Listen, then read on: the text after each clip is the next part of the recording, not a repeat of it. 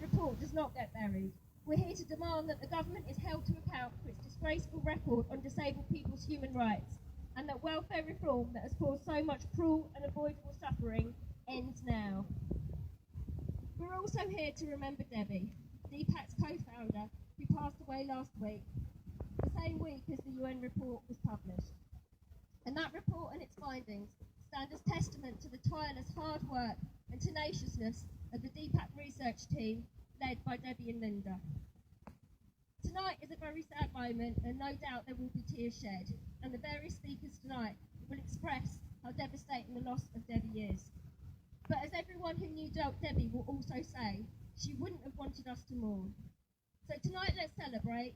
Let's celebrate how fucking awesome Debbie Jolly was, and let's celebrate the collective strength, resilience and creativity of deaf and disabled campaigners. Over the past few months, we've seen how nervous the government is about disability. The way the Tories trailed their conference with an announcement about a reform, a very, very limited reform of the work capability assessment. And the way that the week before the UN report was published, they brought out their green paper on disability, health and work towards improving lives. It's a deeply sinister document that tells us the work will cure us, but it was hailed in the media as something progressive. And we know that on top of all the cuts disabled people are currently facing, there are yet more cuts to come, like the ESA cut and cuts through universal credit that are due to be debated in the Chamber tomorrow. But deep and bleak and depressing as the picture is, we do need to take heart that they are scared. They're scared of the disability question.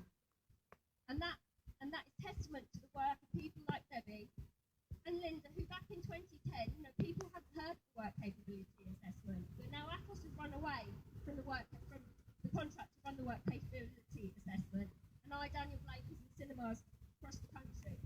So we can make change happen when we come. It might not be quick, but we can do it when we're determined and united. And the fact that people like John Redwood are now coming out and using disability benefit cuts to criticise the government show it's an area where the Tories are weak, and therefore it's an area where we need to push even harder. So we need to continue saying loudly and clearly, end welfare reform now. So before I hand over to Linda, who's going to be our first speaker, I've just got a few words from Ken Lopes to read out. Ken's very sorry that he can't.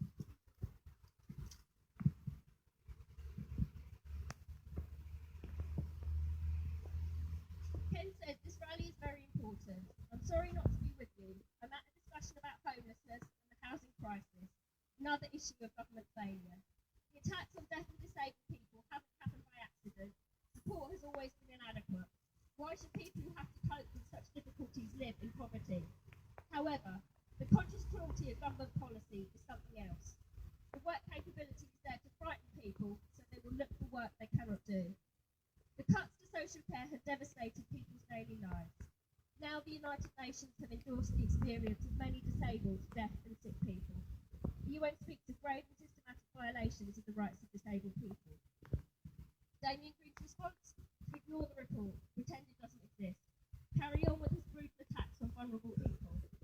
Another £29 is to be cut from Employment and Support Allowance. How are people expected to live? MPs will charge that amount of money on their expenses for a breakfast. When we look round the political landscape, who will stand with us?